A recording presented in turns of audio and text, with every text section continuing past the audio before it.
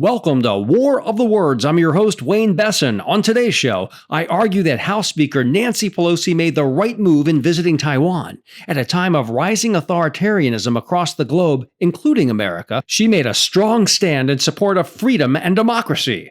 Then, I interview Nancy Thompson, founder of the organization Mothers Against Greg Abbott. She discusses her campaign to defeat the extremist Texas governor, who she says is harming Texas families. Next, we pay homage to my friend, Jerry Stephenson, who passed away this week. He was the father of the ex-gay survivors movement and dedicated his life to fighting conversion therapy and exposing religious hypocrites. To discuss the topic of conversion therapy, I have a conversation with Matt Ashcroft, a survivor of the ex-gay group Journey in the Manhood. This is the final show of Season 1. War of the Words returns with new episodes in September, which will include an exciting new video version of our podcast. Stay tuned for more details. Thanks for joining us and enjoy the show.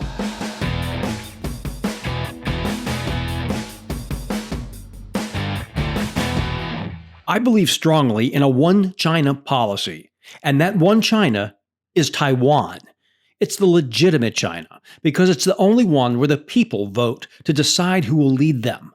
Meanwhile, the imposter China is a totalitarian state where citizens have no guaranteed rights, they live under constant surveillance, and their leaders are chosen for them by the all-powerful CCP, or Chinese Communist Party. If you support liberty, democracy, and justice, it's clear which side you're on. House Speaker Nancy Pelosi landed in Taipei this week, despite alarmist threats and disquieting tantrums by the CCP. Like me, she fully supports Taiwan's right to self-rule, stressing America's unwavering commitment to the island. While in Taiwan, she said to its leaders, "America's solidarity with the 23 million people of Taiwan is more important today than ever, as the world faces a choice between autocracy and democracy." She's right about that, and we should take it to heart. By going to Taiwan, the speaker also reinforced the principle that her chief of staff is in control of our itinerary, not Chinese bureaucrats. While President Xi Jinping may be able to oppress his own people and bully smaller Asian nations, as far as I know, he doesn't have a side gig as Nancy Pelosi's travel agent. Pelosi's daring trip is widely supported in Taiwan, which is sick and tired of China leveraging its increasing power to isolate the island nation. Her strong position on democracy sends a powerful message to Taiwan's residents who need reassurance that the United States will back them if China elects to attack. We must signal our unwavering support for Taiwan, considering China's disgraceful behavior in Hong Kong. A once great bastion of freedom and self-expression, Hong Kong is now a hostage to Chinese domination. Overnight, they have degraded the city's liberty and destroyed its democracy. China lied to the world when it took over Hong Kong from the United Kingdom, promising one country, two systems. After crushing dissent in Hong Kong and installing one draconian system, no one should be fooled again by China's intentions. The only rational argument for Pelosi postponing her trip to Taipei was that China could step up support for Russia in its stalemated war with Ukraine. However, the United States and Europe have leverage too, with China relying on these mega markets to continue economic growth. If Beijing believes that it can maintain its current standard of living by trading with Russia, Iran, and Belarus, we should smile and wish them luck. China is a huge country. They don't need Taiwan to continue moving forward and advancing as a nation. If China truly wanted Taiwan to rejoin the mainland, they would choose democracy and create a new constitution that respects freedom and human dignity. If they took these steps, peaceful reunification would be conceivable and even likely over time. But why would anyone in Taiwan choose to surrender their rights to join a totalitarian country? Makes no sense. China has nothing of value to offer the people of Taiwan and provides no tangible promise on how they would improve their lives. The humiliating failure of China's coronavirus vaccine, the harsh quarantine in major cities, and abject failure to match Taiwan's microchip technology proves once and for all that China is currently an unattractive country for Taiwan to join. Thus, China is left with nothing but bullying and bluster and warning of a machine gun marriage between China and Taiwan. If you need further proof that Nancy Pelosi's visit was the correct move, consider that it was condemned by Donald Trump. On Truth Social, his failed social media boondoggle, the former president wrote, quote, "Why is crazy Nancy Pelosi in Taiwan? Always causing trouble. Nothing she does turns out well." So says the twice impeached president, the guy who exchanged love letters with and even met North Korean dictator Kim Jong-un, while the dictator continued to build his nuclear arsenal at America's expense. The best way to ensure peace and stability is for the United States to heavily arm Taiwan with sophisticated weapons so it can defend itself. It should also keep an active military presence in the area to serve as a formidable deterrent to Chinese aggression. This should include upgrading force capabilities and modernizing the Navy to ensure that a Chinese attack on Taiwan or its neighbors is an unacceptably risky gambit. The United States must also continue sailing in international waters off the Chinese coast to send an unmistakable message that China must play by the international rules just like everybody else. I understand the need for Xi to politically save face, but China should be careful not to lose its head in the process. If the Russian debacle in Ukraine proves one thing, it's that totalitarian nations that install loyal yes men in leadership positions tend to grossly overestimate their military capabilities. While army parades in Tiananmen Square or Red Square are entertaining, war becomes a bit more complicated when well-armed democratic forces are returning fire. In the United States, where fascism is on the rise and our political system under threat, we should learn from Hong Kong that once freedom is lost, it is very difficult to reclaim. We should also learn from Taiwan to appreciate the freedom that we have and not to squander it. Nancy Pelosi's trip is a reminder that most Americans still believe in democracy and human rights at home and abroad. Thank you, Nancy Pelosi, for exporting real American values and serving as the embodiment of Lady Liberty, holding your torch up high for the world to see and lighting the path to freedom.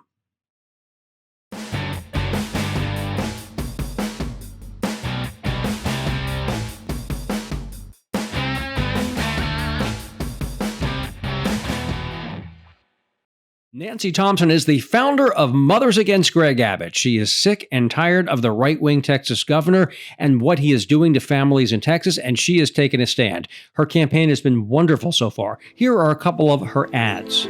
They say nothing changes in Texas politics until it does. Till it does. Till the Texas power grid failed and our families froze without water and electricity. Until white Texas politicians removed our history from the classroom. Till they made it legal to buy a gun without a permit and openly carry it. Till Texas politicians put a $10,000 bounty on anyone who helped a woman get an abortion. Till we were called child abusers for loving and supporting our transgender children. Till Texas school boards banned books by Black and LGBTQ authors.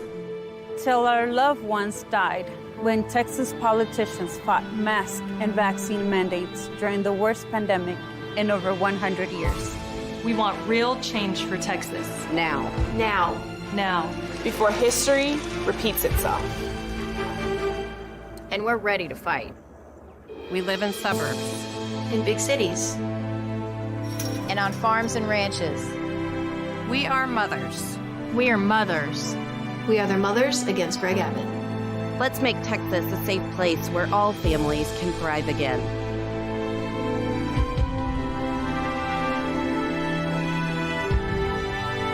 We are Mothers Against Greg Abbott.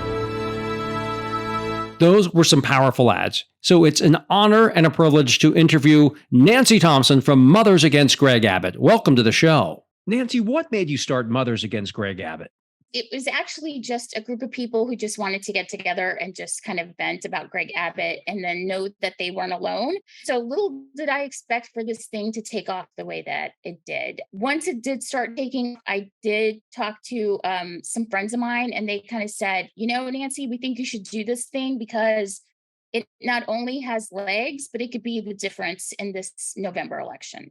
And you were motivated by originally COVID policies, if I'm correct. Correct. Yes. And what bothered you about the policies of Greg Abbott in Texas that motivated you to want to do something about it? Well, they were definitely crazy partisan politics. And it just drove me crazy that we had a governor that was actively choosing to hurt Texas citizens. It really bothered me that he was just working so actively to hurt other people, especially students.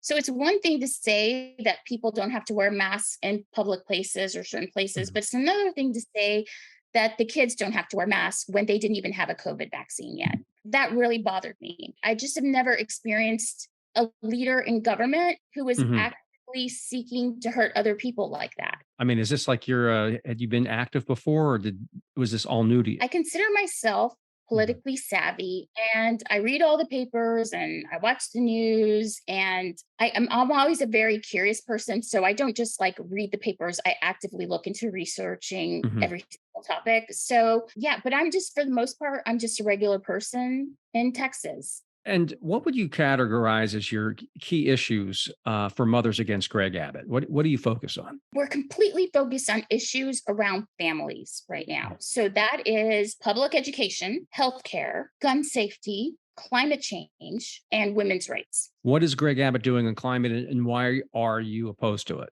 It's been a long time since somebody has had a really great positive vision for Texas and for Texas energy and for Texas with climate change. We could have solar panels. We could have more wind panels. We could send that energy to other states across the United States. We need to have a vision that we could look forward to. Texas is the number one emitter of greenhouse gases. And this is really going to affect all Texans from West Texas all the way down to the coast. We've seen it with the hurricanes. We've seen it with the dried up wells and the dried up water in West Texas. And the power grid. And that was a major, people died. Exactly. 200 some people died, and it was just absolutely horrible. Yeah, part of that, though, is Texas billionaires, there's a handful of them in West Texas and Midland, for example, that are funneling millions upon millions of dollars and represent a disproportionate amount of the political money for many members of the GOP. And that is probably impacting the reluctance to move forward with alternative energy when it's desperately needed. Absolutely is true. These few billionaires, like the Wilkes brothers and Tim Dunn, I mean, they're influencing everything, and it's just based on their own personal views. I mean, they're very extreme views, too. So extreme. These people are just a really small percentage of Texas residents. These extremists are probably 20% or less of all Texans, but yet they're making the laws that impact all of us. And, it's up to us Texans just to say, we've had enough. They've gone too far. Having reasonable politics is what we need right now. Speaking of unreasonable politics, guns. We just saw what happened in Uvalde, and before that, we had the mass shooting in El Paso. Talk about what Greg Abbott isn't doing on guns and what needs to happen in Texas to have a reasonable gun policy. We have to come together to vote him out. After El Paso, he said he wanted to do something. He was going to try to do something on guns. And his answer was to make it easier to get a gun. So his answer was to make it easier for people to kill other Texans. Who does that? This man has lost his moral compass on how to take care of Texans. He's choosing the NRA and special interests over 80% of Texans who want gun safety laws. You did a video call with the NRA the very week, days after the shooting in Texas, which was disgraceful. Yeah, it was within hours of the shooting in Texas in which he did that. And then he sent two videos. So he sent one video to the public about Uvalde, and then he did another video with an opposite sort of messaging that he spoke to on the floor of the NRA conference. And you see a man who he wants to play every side. He wants to play us all off each other. We see him for what he is. He is a hypocrite, and he is just he's lying to everybody. He wants to play every side, and he cares more about his pocketbook than he does about Texans. And that's interesting. You're talking about playing every side. And one of, I would say, multiple issues, it's the culture wars. He's really doubling down and dividing Texans and pitting neighbors against each other with these culture war issues as well. Absolutely, 100%. That's what he's doing. And actually, it isn't even just him. And there could have been worse people than him. There could have been Alan West. There could have been Don Huffines. They were worse than Greg Abbott. Much, much worse. Texas GOP platform seems like it's right out of Gilead. It seems like it's a Handmaid's Tale document. Yeah, these people don't want to govern. They just want to control every aspect of our lives. And this is no longer the Republican Party that we grew up with, because I used to be Republican. The Republican Party used to be the party of small government. But then you have the actions of Greg Abbott and his government, and they're coming in here with big government. They want to control every aspect of our private lives. Yeah, if Ronald Reagan was running or Gerald Ford was running in Texas today, they would be called rhinos. Or even the founding family, the big family of Texas, the Bushes, wouldn't have a chance anymore in today's Republican Party with Greg Abbott. They would be considered too liberal. It is disappointing that George W.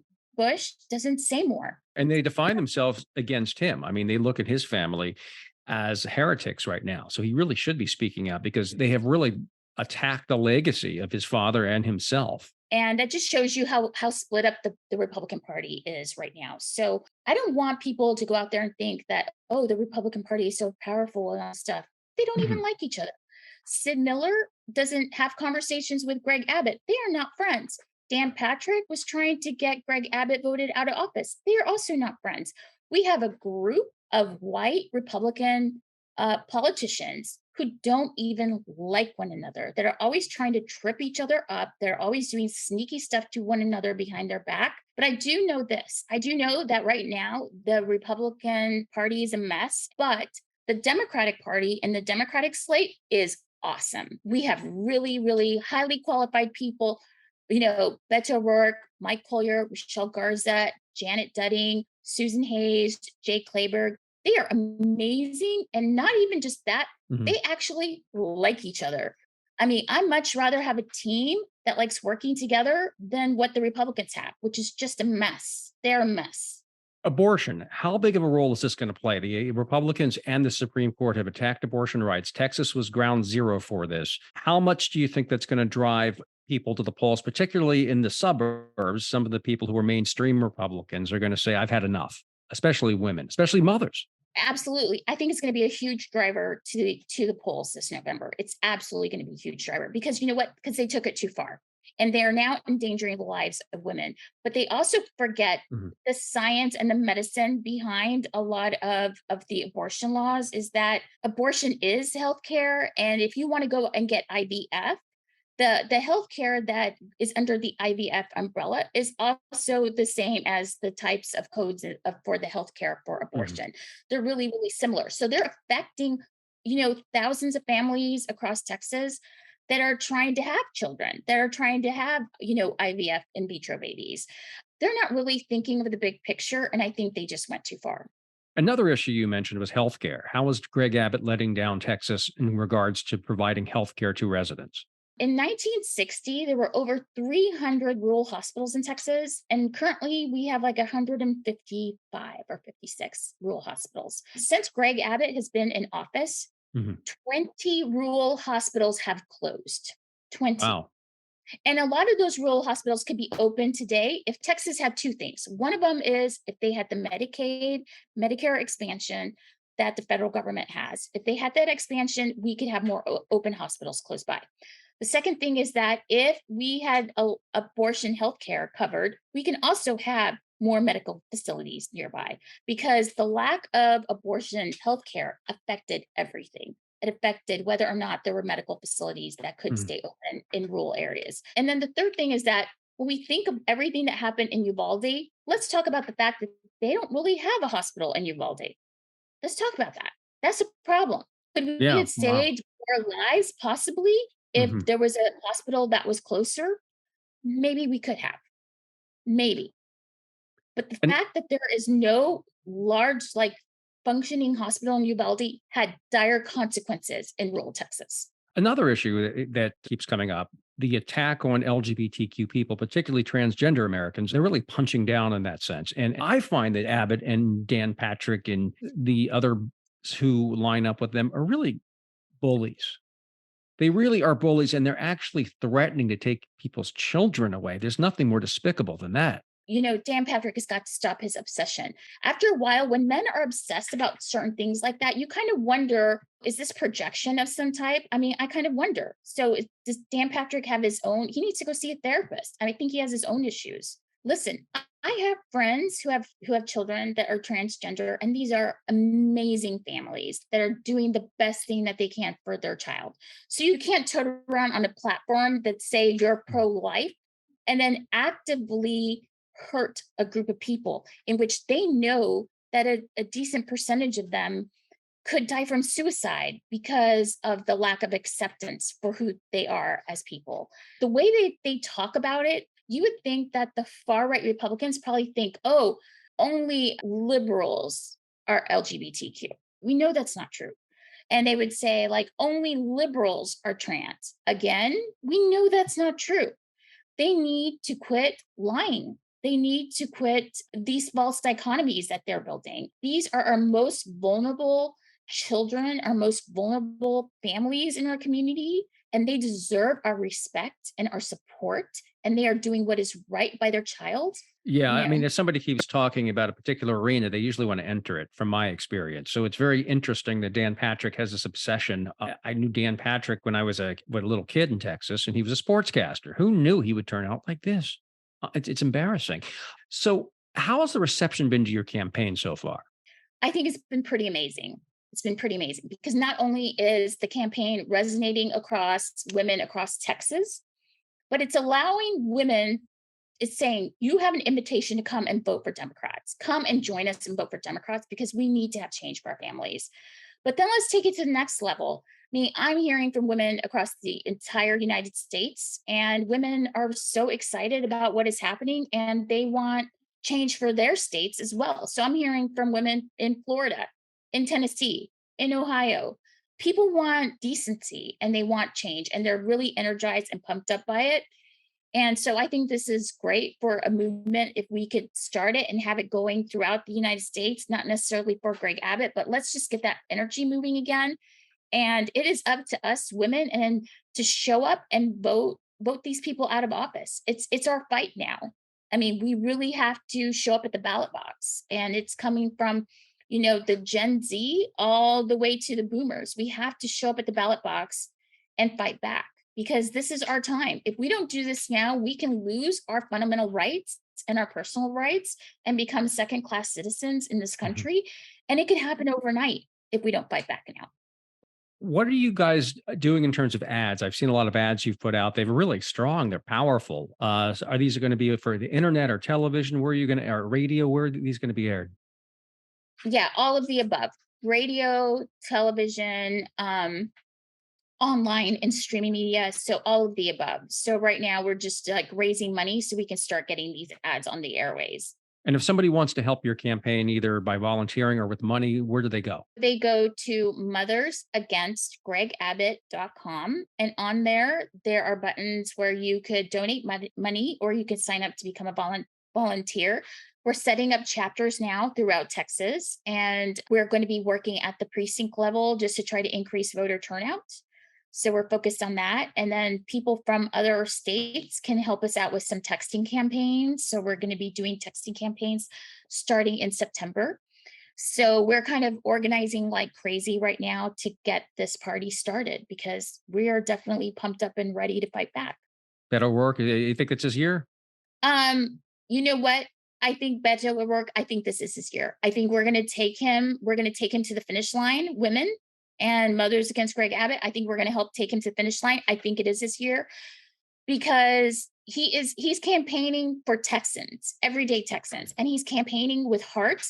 And that's something that we haven't felt in Texas in a really long time. The Republicans have been in power for 27 years. So there's nobody else to blame for your high property taxes other than Republicans. There's nobody else to blame for inflation in Texas and how much you're paying for avocados right now other than Republicans and Greg Abbott, because he created a lot of these issues.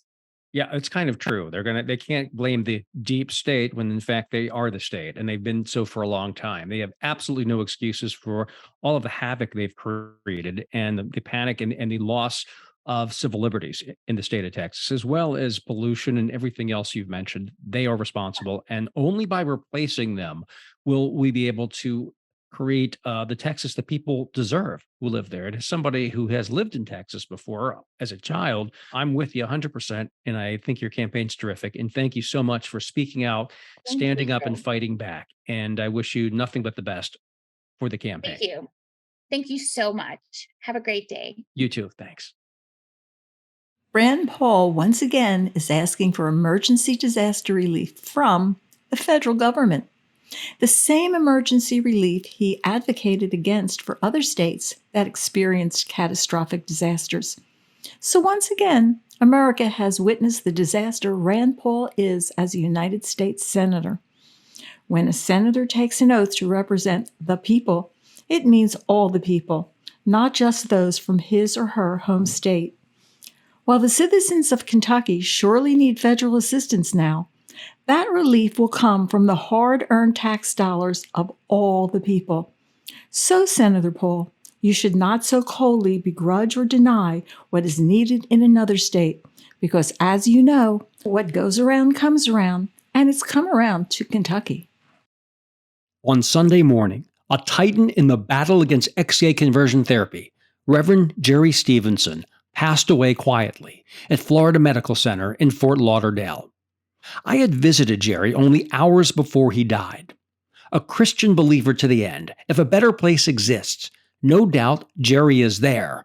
He's sitting on top of a cloud, excoriating right-wing hypocrites and debunking misinformation. Jerry certainly made our world a better place, dedicating his life to helping others and fighting for LGBTQ equality. Jerry is arguably the unsung father of the ex-gay survivor movement. He first spoke out in the media in the early 1990s. He was a Southern Baptist preacher who had attended the ex-gay ministry Worthy Creations in Fort Lauderdale, which was part of now-defunct Exodus International. In an interview I did with him for Truth Wins Out, Jerry talks about his experience in the ex-gay movement. At Worthy Creations, what we would do, we would come in and we would meet as a group, men and women all together. And we would start off singing some songs. Then we would, have prayer. Then we would split up. The women would go in one group, the men would go in another group. And this is the thing that you would hear over and over every week. How we had fallen, how we were so sorry, and we're not going to do it again. And week after week after week, this is what you dealt with. So sort of a revolving cycle of, quote, sin. Right. And then, of course, the people running the group would say, they don't struggle anymore, they're no longer gay, Jesus has healed them. But, there was just something about it that bothered me. They were essentially lying. Of course. So they were wanting to present a front of change when in fact no change was occurring. Right. And that's what I picked up on. And then when I realized that I wasn't changing, and here I was counseling people, and I thought, this is not working. The experience at Worthy Creations nearly led Jerry to suicide. Fortunately, Jerry recognized that the ex-gay movement was a fraud, and no one at Worthy Creations had transformed from gay to straight as they promised would happen when he first joined. This propelled Jerry on a life-changing journey, where he studied what the Bible really said about homosexuality. He found that fundamentalist Christians had distorted their holy book to justify prejudice against LGBTQ people. Armed with a newfound biblical knowledge and inspired to share the good news, Jerry was born again as a gay activist, with the impressive skill set of being able to out-Bible the right-wing Bible thumpers. In debates, he was able to recite Bible passages like Wolfgang Puck can recall recipes. Jerry used his expertise to create seminars on the Bible and homosexuality. These classes provided relief to those struggling to accept themselves as LGBTQ and Christian. I don't know how many lives he saved over the course of his life, but the number is likely not insignificant. One commenter on our website wrote, quote, "I've been a close friend of Jerry for over a decade, and he has been instrumental in helping me emotionally and spiritually in my understanding and acceptance of who I am as a gay man after I came out at 55 years old in 2006. What a blessing Jerry has been in my life." Jerry came out of the closet in the Fort Lauderdale newspaper, the Sun-Sentinel. A wire service picked up the article, and it ricocheted across the globe. Overnight, Jerry was a media sensation, appearing on national television programs. This included the popular Phil Donahue daytime talk show, where millions of Americans saw him debate Colin Cook, the now-disgraced founder of Homosexuals Anonymous, who had sex with his clients. Jerry fought this fight long before it was profitable or fashionable.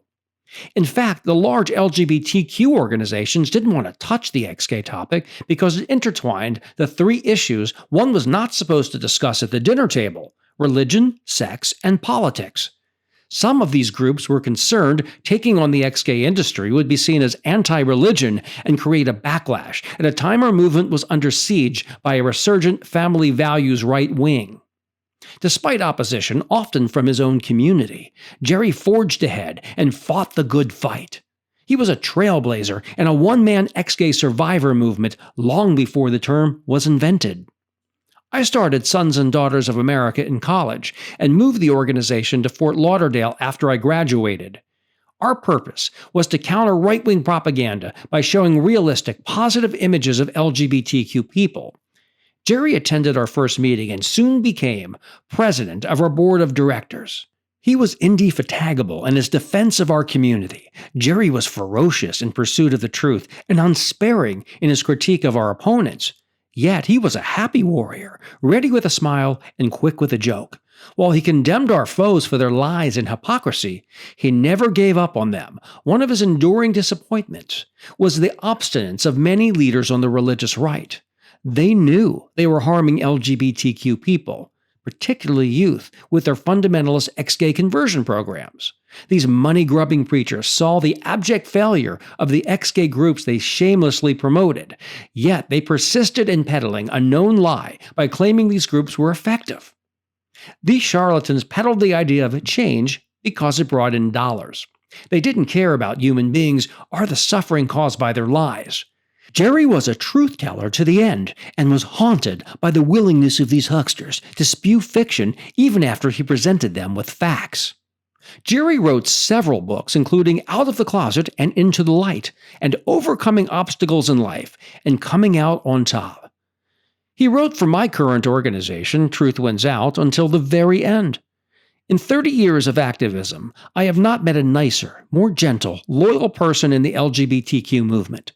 Jerry was the epitome of a real activist, with every action taken to help people and advance equality.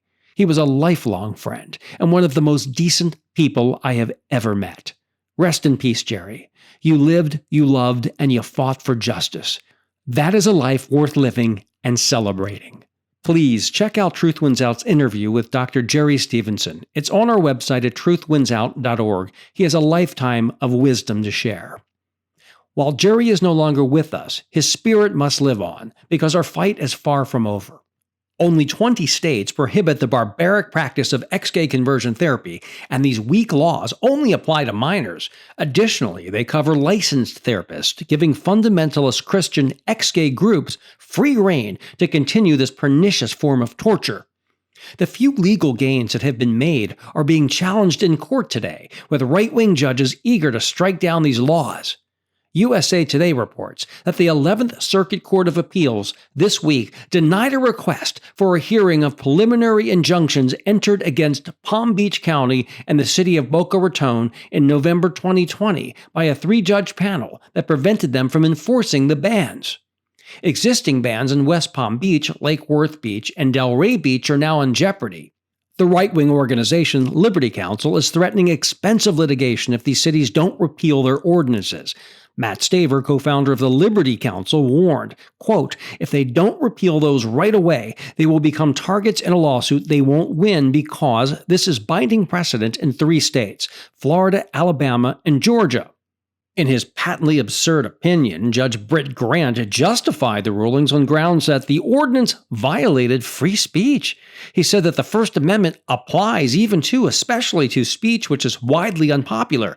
Make no mistake, he said, these regulations are content-based restrictions of speech, not conduct. That's blatantly false. The behavioral modification included in most conversion therapy certainly is conduct-based. This includes examples of aversion therapy, where clients were made to sniff ammonia capsules while watching gay porn. Another example is bashing a tennis racket against a pillow while screaming a parent's name. But the idea that harmful speech in a professional setting where money is exchanged for a service can't be regulated is ridiculous on its face. A doctor isn't a talk show host whose opinions have no bearing on health. Can a heart surgeon advise a patient who is recovering from a massive heart attack that he can scarf down Big Macs? According to Brit's logic, why not? It's just harmless speech. Can a cruel psychiatrist now tell suicidal patients to shut up and grow up because it's just free speech? If the patient goes home and tries to end her own life by overdosing on pills, is the shrink protected because he simply offered his sacred opinion devoid of any professional guidelines? Think about it. In her 77-page dissent, Judge Robin Rosenbaum dismantled the misguided ruling by pointing out that those who endured XK conversion therapy reported twice the rate of attempting suicide the previous year as those who were not, according to Rosenbaum. Contrary to the panel opinion, the government's ability to regulate licensed substandard healthcare providers does not change because the vehicle for administering the treatment technique happens to be words. The government's interest in protecting the lives of those already walking this earth, especially children, is perhaps the preeminent, compelling government interest. I completely agree with that assessment. The unmatched idiocy of the majority's incoherent opinion can't be overstated. Judge Britt potentially gutted every professional organization in the nation that seeks to regulate dangerous and fraudulent practices within their industries. For example, if a sleazy real estate agent decides he disagrees with rules disclosing dual agency, can he now claim he can't be disciplined because the unethical behavior is just speech? Can financial swindlers be sheltered from punishment by trade group organizations because their con jobs are simply speech? The court's unfortunate shift to the right has emboldened new XK organizations to fly to Washington, D.C. to lobby Congress to pass pro-conversion therapy laws. The group spearheading this effort, Changed Movement, has announced a Capitol Hill lobbying trip in September. According to the group, quote, "We're excited to host a week-long event in Washington, D.C. called Speak Out. We'll be collaborating with legislators, sharing our stories and perspectives with key influencers, and equipping those with a changed story to speak up and speak out in federal and state legislation and public policy." This pathetic, fraudulent organization is giving cover to right-wing lawmakers in Congress who need to justify new anti-LGBTQ bills. Well, Reverend Jerry Stephenson is gone. A new generation of survivors has stepped up to continue the fight to end XK conversion therapy. One such leader is Matt Ashcroft, who played a key role in Canada passing a law prohibiting conversion therapy for minors and adults. He'll be joining us right now for an interview discussing his experience in the XK industry. Matt, thank you so much for being here. Welcome to the show. So how did you end up getting into conversion therapy? My dad is West Indian, Jamaican. My dad wasn't necessarily the kindest person to me when I was growing up, said some really horrible things, and it resulted me to be in the closet. As early as 14, my dad said to me in private, if there's anything that you were wanting to change about me, what would you change? I said, I don't know if I would change anything about you, Dad. He says, do you know what I would change about you? You'd be strong, you'd be tough, you'd be running up and down the hills in Jamaica. I remember also 16 years old, he tried to get me to sleep with a female escort. And I felt like I would have to turn online because I didn't trust the relationships in my immediate community. And it resulted to find folks online that were all trying to help alleviate their unwanted same-sex attractions. I didn't even know any of the tools like please myself. I didn't know how to help myself. And I thought they had the answers because why would they lie to me? And so you discover this XK camp, Journey into Manhood, to try to change. So you show up to this conversion therapy camp. Describe the scene for us. What was it like when you first got there? We drove there from Belleville, Ontario, Canada to New Hope, Pennsylvania. Well, you really did want to change. Pretty far. I mean, that's a serious trip. Oh, yeah, it is a big trip. To clarify the motivation, I thought they had the tools to help build a relationship with my dad because I thought that there was something wrong with me of being gay. At 4 p.m., I saw a large man with a stick. His name is Alan Downing. I had to walk up to this guy reluctantly because I didn't know if I was supposed to walk up to him or not.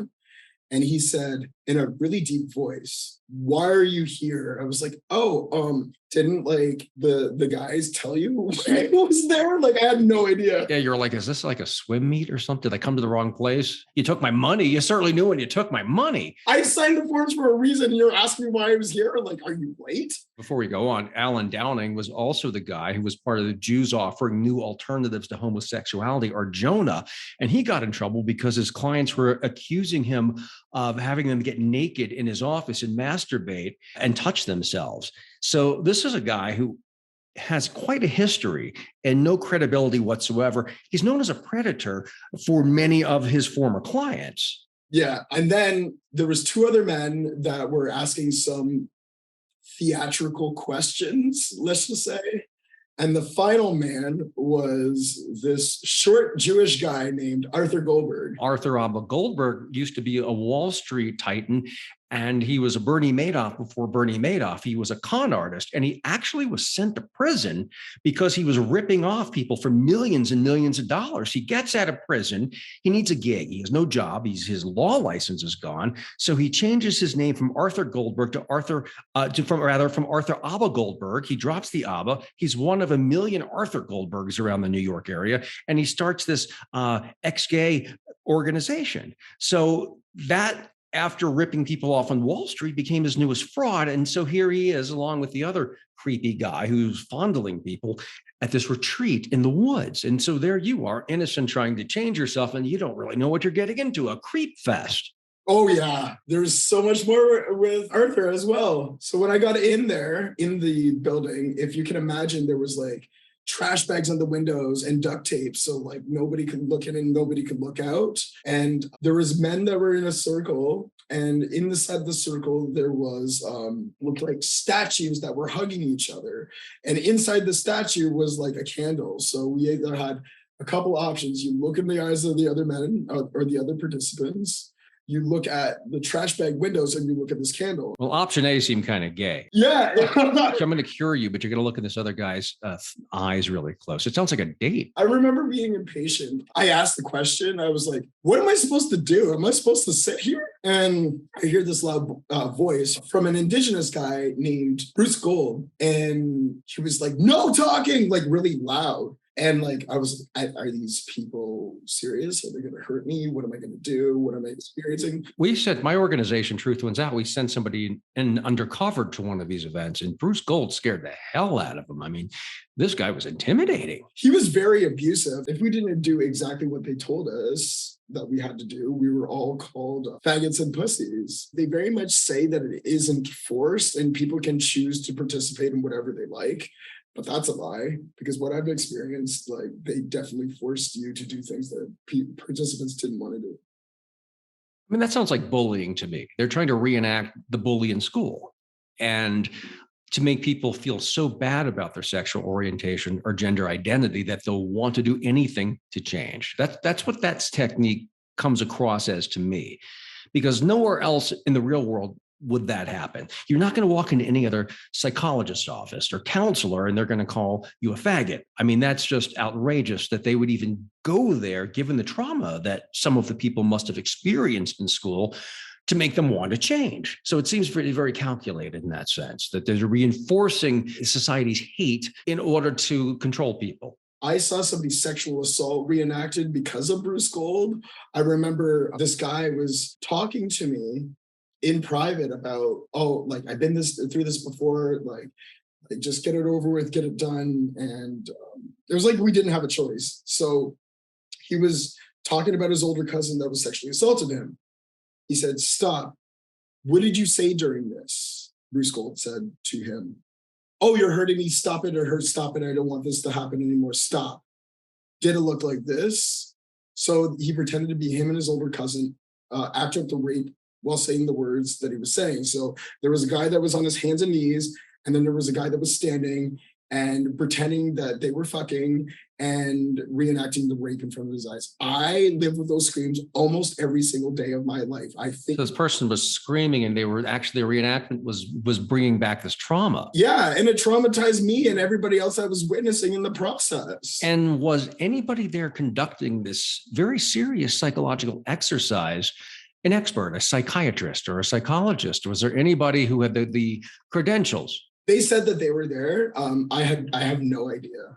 I believe they were not telling the truth because no accredited person would do that. You've talked about there was a transgender person there and they were rebirthed. Talk about that. That was very bizarre, to put it mildly. That exercise was led by Alan Downing. Alan Downing went to all of us and we were like whispering to each other of what we're going to do to this participant. I'll use they, them pronouns because I have no idea what their gender identity is. But I remember they were like, oh, we're going to do a rebirth. So everybody, there's 4 on each side, 4 on the other side. We had to roll up a blanket very tightly to the floor. I remember Alan Downing coercing this person to strip down to their underwear. That's his MO. My God. I'm so glad that there's data and statistics that are out there that people can point to show that there is nothing wrong with folks for being just as they are.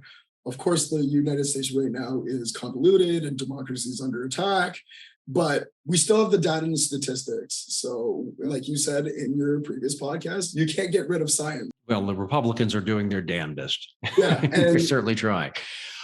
So you're seeing all of this. At any point, is any of the things you're doing here making you think, I'm feeling a little heterosexual. I think I want to date women. I mean, is there anything of these bizarre techniques that did what they advertised, which was clearly to change your orientation? I remember asking the person that I went with, like, isn't it weird that this weekend was like so energized and then everything just stopped? Like, I don't understand. And then he said, I thought it was a great experience. And then I was like, oh, so I can't really share about my experiences because I thought I was wrong for thinking that there was something wrong with the. There was a lot of gaslighting. I remember just like feeling like my experience or my feelings of things didn't matter, but I also didn't have any resources as well. So I didn't really know what to do. Well, this particular camp isn't explicitly born again Christian. In fact, there's a lot of Jews and other religions, but the underpinnings of all of this conversion therapy and ex-gay ministries is Christian, and it goes back to name it and claim it theology. And that is, if I say, for example, I want a Rolls Royce, if I keep saying it and repeating it, whether it's true or not that I'll get one, I just keep repeating it. I want a Rolls Royce. I want a Rolls Royce. And eventually you'll get that Rolls Royce. And it's very similar. So if you're not feeling that you're changing, you have to keep saying it because you'll be rewarded for your faith in the end. And so a lot of people just say this and lie, quite frankly, hoping that if they believe hard enough that this change will come. Of course, it doesn't. And the longer they lie and mislead themselves, the more years of their lives they waste and the more pain and suffering they go through. I hate my experiences, but like as grateful I am that I was maybe a total of 18 months in the Brothers Road Journey into Manhood weekends. I'm glad that I didn't spend 10 years of my life doing this because that would definitely be 10 years wasted. At least I have the opportunity to warn people and warn the public of what really happens behind the scenes because my story isn't done. My story just began. There's a lot of people that had experienced the exact same things that I do, and we're communicating on a regular basis. The worst part about conversion therapy is I was living somebody else's fetish, and I had no idea because they sold it to me like they were going to help me, and they did not help me. And they didn't help anybody. And once they fail, they don't ever give their money back, do they? No. In fact, I recently this year did a CBC Marketplace interview where I exposed my conversion therapist, Rich Weiler. I mean, the guy ultimately is a con artist. He's bilking people for out of their hard-earned money, offering a promise he can't deliver, which is to make them straight, which makes him a fraud. He is a fraud. When he was caught by the CBC producer, he asked him verbatim, when you were in junior high and you felt that attraction, was it to boys your age? Why would you want to know that? Especially as somebody is in junior high. Yeah, that's really creepy that he would even go there. So how did you get out of this experience? How did you end up leaving conversion therapy and accepting yourself? It took me a long time. There's like a lot of toxic energy that I did have that I'm not really proud of.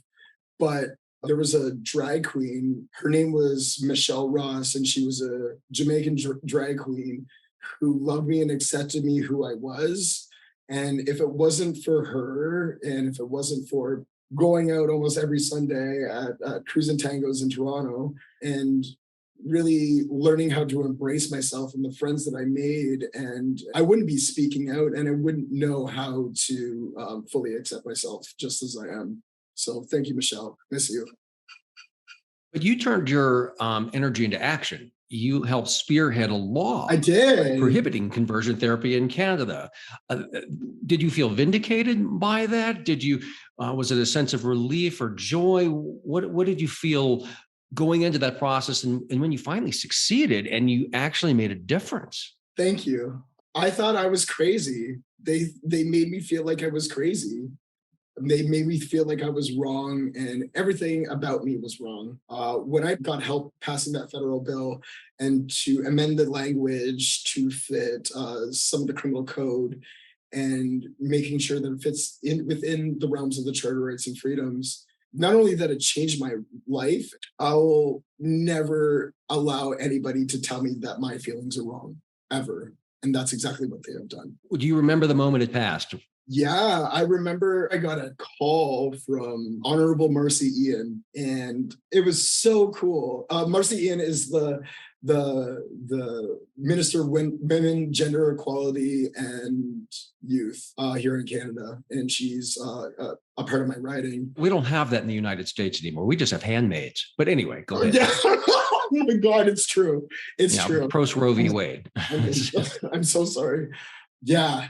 I got a call from her and said it passed the Senate. It was on final reading, and it takes 30 days for it to be active under law. And I was like, wow, like getting tweets from Justin Trudeau, having Justin Trudeau share it, and just like. Right, so Justin Trudeau mentioned you.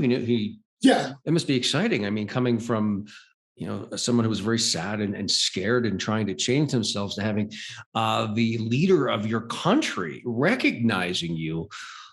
I mean, that's kind of, you must have been on top of the world. Like, I had no idea what to do. I was shook. If the leader of the country can believe me and they don't believe me, and they're calling me all these names, calling me hostile, saying that there's something wrong with me, saying that I'm lying, and yet I'm just trying to share my truth, and I'm trying to do it in love, and they can't do that in return, then I wonder their motives, not mine. So what's next for you activism-wise? I mean, are you you're continuing and fighting this to this day? You're fighting conversion therapy. Correct. So I am going to be a part of a new movie called Conversion Movie, which you're going to be a part of too. I'm excited about that. It's going to be a fantastic movie. I saw a preview of it, and this is going to be the ultimate movie countering conversion therapy. Yeah, for sure. Like, I don't think, like, I've seen a lot of documentaries online about this subject. I've never seen a documentary like this. Yeah, the topics of discussion in accordance to conversion therapy are so well put together. Yeah, well researched. The time was definitely put into this. This wasn't slapped together. Oh, definitely not. I'm still fighting Rich Weiler. I proudly got him off of Facebook. I mean, that's a big deal because that's where they recruit people. Yeah, that is true. So they're now recruiting people on their made up .online account where they are in private chats and private whatever. There's always going to be a market for homophobia because of the church. The church has a lot of explaining to do, not only like queer related issues, but like Indigenous people, Black people, like they have a lot to answer to, and they need to make things more equitable and safe, because it is not safe for all people. It's only to be in this heteronormative society that we're never supposed to be a part of to begin with. Well, they've already had to apologize to Jews. They've had to apologize to women. It seems like every single minority out there, they have taken the wrong path. They'll end up on the wrong side. So I don't know why anybody would trust these institutional churches anymore when it comes to moral issues. And I haven't even mentioned the pedophile priest scandals. And the Southern Baptist Convention just came out and acknowledged that they not only had a pedophile problem, but they, like the Catholic Church, they swept it under the rug. So why anybody would get their morality from these churches, is beyond me. I agree. And they call us groomers. Yeah, they call us groomers. I mean, they invented grooming. They're projecting when they say that. We don't have problems with pedophile problems in our LGBTQ neighborhoods. It's almost non-existent. In fact, we're moving to the neighborhoods with the fewest children. Compare that to these church leaders. So what is your final advice to someone who's thinking today about going into ex-gay conversion therapy? Or their parent is thinking of sending their child? What would you tell them? Conversion therapy is abusive, and you can't consent to abuse, no matter what they try to do, whatever lies that they try to sell you. You can never consent to abuse, and you're fine just the way you are. And they're never going to love you. I mean, people need to realize that. You can try to kiss their behinds. You could try to be who they want you to be. It's never going to be enough. You're just going to destroy your life and be inauthentic. And you're going to wake up 5, 10, 25 years later and go, oh my God, what have I done with my life? I think the key to success for my advocacy is just speak your truth, even when it shakes you. Great watching your advocacy, and your level of success has been impressive. Thank you, Matt. Thank you so much. Thank you so much for joining us today. I hope you enjoyed War of the Words. We're going to be back in early September with new episodes, and our podcast will also be on video. So please tell your friends and family about us. We're available on all major platforms, including Apple, Spotify, and Anchor. Until we meet again, see you next time.